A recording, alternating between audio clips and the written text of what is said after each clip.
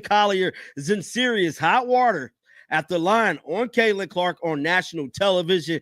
The 2025 WNBA All-Star Game was supposed to be straightforward.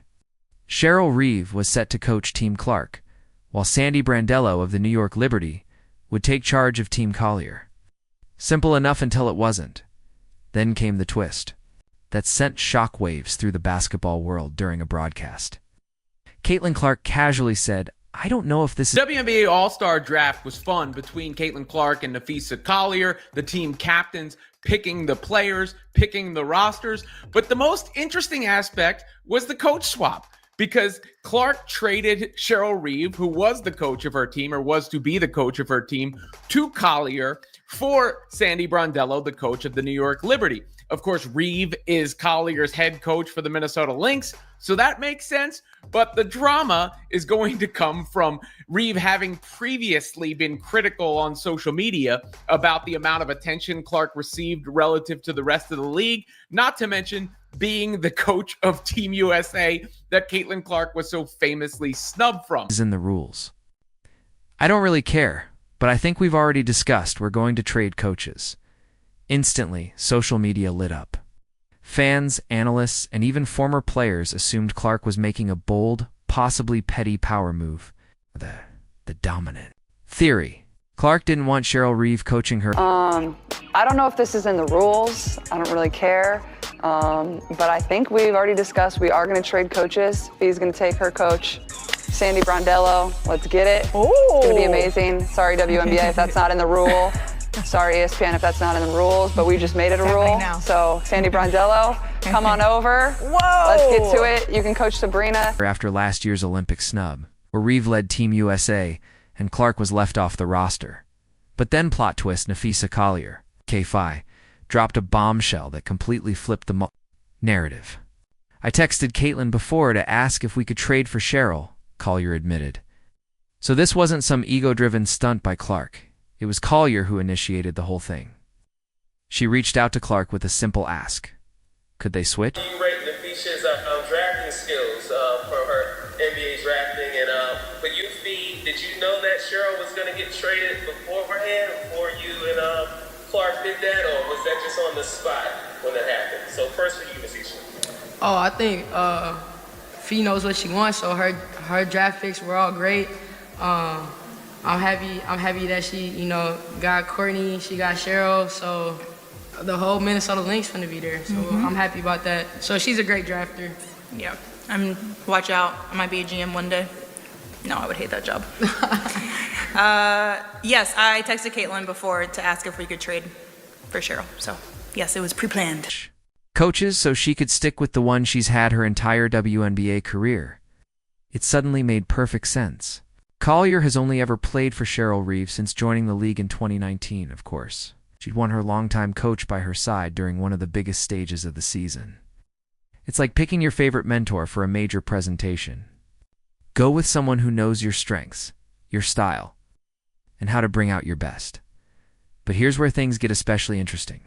On the broadcast, the way Clark phrased it made it seem like she was making the decision herself. Fee is going to take her coach, Cheryl Reeve, Sandy Brandello. "Let's get it," she said. That made it sound like Clark was calling the shots and handing Reeve off like a trade chip. But behind the scenes, she was just going along with Collier's request. This entire situation turned into a media storm, with headlines and hot takes flying everywhere. Everyone was dissecting Clark's tone, her words, her relationship with Revy, trying to make sense of a moment that, in the end, wasn't even her idea. What actually happened? Collier played it brilliantly. She got the coach she wanted and let the narrative run its course without jumping in to correct it immediately. Clark, meanwhile, ended up with Sandy Brandello, who just coached the Liberty to a championship. Players ended up in good positions, and the drama. Oh, noise. This was a textbook example of how quickly a sports moment can spiral into controversy when the full story isn't known. And now that it is, it turns out the only real surprise was how misread the whole situation was from the start. Meanwhile, the real story had been sitting in plain sight. Napheesa Collier orchestrated the entire coaching trade. And the way she revealed it? Effortlessly smooth, Watch out, I might be a GM one day, Collier joked, then quickly added, no, I hate that job. She had a sense of humor about the whole situation, basically admitting she pulled the strings, but doing it with a smile. The timing of her confession was just as calculated. After the Minnesota Lynx beat the LA Sparks 91-82 on Thursday, she opened up about the coaching swap. She waited until after a win, when spirits were high and the spotlight was already on her, to drop the truth bomb. It was strategic, no question. And what makes this even more fascinating is how it flips the entire narrative about Caitlin Clark and Cheryl Reeve. For days, the assumption was that Clark had made a power move to avoid being coached by Reeve, possibly a reaction to the Olympic snub or Reeve's past critiques about the attention Clark receives. But in reality, Clark was just being a good teammate, going along with something Collier had already initiated. This also highlights a glaring double standard in how the media covers these two stars. When Clark makes a move, it becomes a lightning rod for controversy. Every action is scrutinized, every word dissected. But when Collier does the same thing, it's interpreted as savvy basketball strategy. The contrast is hard to ignore. The tension between Clark and Reeve hasn't exactly been subtle. Reeve has been vocal in the past about the disproportionate media coverage Clark receives. And then came the Olympic snub, an emotional low point for Clark and a hot topic among fans. Still, maybe that tension is easing. Maybe the coaching trade wasn't a message or a power play. Maybe it was just two smart players making a mutually beneficial decision. Clark gets a championship-winning coach in Sandy Brondello. Collier gets to stick with her longtime mentor, Reeve. Sometimes, it really is that simple. The All-Star draft itself had its share of drama beyond the coaching situation. Clark used her first pick to select Fever teammate Aaliyah Bostana. Classy, loyal move. Collier countered with Breanna Stewart, a proven star and Liberty leader. Their drafting styles showed a lot about their priorities. Clark leaned into chemistry and comfort, picking familiar teammates and friends. Collier went for experience and winning pedigree, choosing players with deep NCAA and WNBA ties.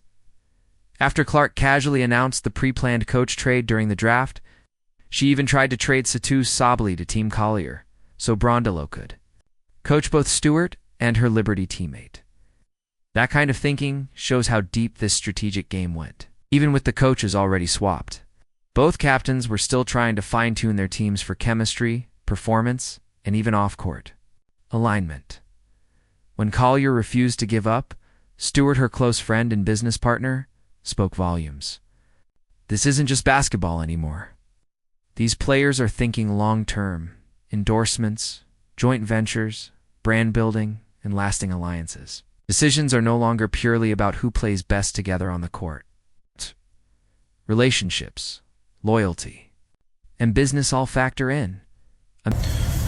Napheesa Collier was on an interview with CBS on a podcast and was asked about what she was most excited about for the coming season. And she said the CBA, not winning a championship, not running it back, but the CBA. And then she was asked a bunch of questions about the CBA, and she acknowledged everybody else except for the one player who's made people notice, and that's Caitlin Clark. A good 15, 20-minute interview, and at no point does she acknowledge that Caitlin Clark is what has given them, or who has given them, the leverage in negotiation, if they have any leverage to begin with. No, instead, she talked about how they have filled up the arenas. She talked about how people are watching on TV. She talked about unrivaled, in fact, her creation. At no point does she mention, Caitlin Clark brought eyes to this product. And now when we walk through an airport, people recognize us. In fact, she said that people now notice them. Why the hell do you think that is? No one knew who the hell you were until Caitlin Clark showed up. This is the non-stop narrative. I mean, man, you thought Napheesa Collier was smart enough to recognize this. But even she is stuck in delusion syndrome. it seems like no one can be helped. Even after Cheryl Miller has told the world everybody despises Caitlin Clark. They all hate on her. Damn shame. Amid the noise, one important detail has been overlooked. Both teams are absolutely stacked. Team Clark boasts a lethal starting five with Sabrina Ionescu, Aja Wilson, and Satu Sabali's serious firepower. Even with a few injuries, Team Collier answers right back with depth and versatility. Skylar Diggins, Angel Reese, Kelsey Plumoff. The bench and up front, Brianna Stewart, Alicia Gray, Nika Ogwumik, and Paige Buchers. What started as a headline-grabbing controversy has turned into one of the smartest, most strategic moves of the WNBA season.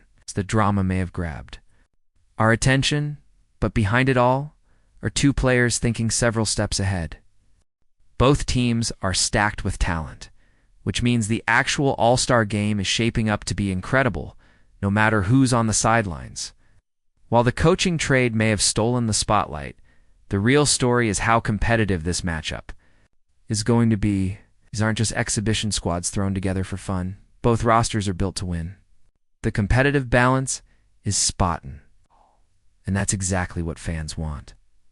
What's just as fascinating is how the entire situation has exposed the inner workings and politics of the WNBA. During the All-Star Draft broadcast, ESPN's Malika Andrews reported that the league had officially greenlit the coach swap between Caitlin Clark and Napheesa Collier. It was clear the league didn't see it coming, but they had to go along with it in real time. That speaks volumes about the power players hold in the WNBA. Imagine that happening in the NBA. LeBron James deciding to trade coaches on live television, it would be shut down immediately. But in the WNBA, the relationship between players and league officials is more direct, more flexible. It's part of what makes the league more player-friendly, but it also opens the door to situations like this, where the public story quickly spirals into speculation and misinterpretation. That's exactly what happened here. The media jumped on the drama, assuming Clark was making some bold or controversial statement, but the actual story? Collier quietly made the move, got what she wanted, and let the narrative spin on its own. It's savvy, strategic, and honestly kind of genius. From a marketing standpoint, this is gold. What could have been a routine all-star showcase now has everyone talking. The coaching trade created more buzz than any lineup reveal possibly could. Whether or not it was planned that way, the controversy has guaranteed higher viewership. Fans are locked in not just for the basketball, but to see how the dynamics play out on the court, especially between Clark and Cheryl Reeve, now that we know there's no real beef there. Looking ahead to the game itself, the coaching matchup could be just as compelling as the players. Sandy Brondello, fresh off coaching the Liberty to a championship, knows how to maximize elite talent. Cheryl Reeve, with her years of player development, is all about drawing the best out of her roster. Both will be motivated to show their system works, even in a one-off exhibition. The player dynamics add another layer. Collier leaned heavily on her UConn connections, selecting Brianna Stewart and Paige Buchers for her starting lineup. Trio knows each other's games inside and out, and that chemistry could be a serious advantage. Clark took a different approach, centering her roster around familiarity with her Fever teammates. Her first picks included Aaliyah Boston and Kelsey Mitchell, players she already has rhythm and chemistry with. That kind of cohesion could lead to some beautiful instinctive basketball. At the end of the day, Napheesa Collier completely rewrote the narrative. What looked like Clark making a controversial decision turned out to be a mutual, well-thought-out strategy. The media misread the situation. The drama distracted from the truth. And now fans get the benefit. A high stakes, highly competitive all-star game with just the right amount of storyline spice. This entire situation is a reminder. It's not to jump to conclusions based on headlines alone. Sometimes the real story is less dramatic and far more impressive. In this case, it was about two smart, empowered players making the moves that gave them and their teams the best shot at success. Collier played it masterfully, while everyone else was caught up in the chaos. She was several steps ahead.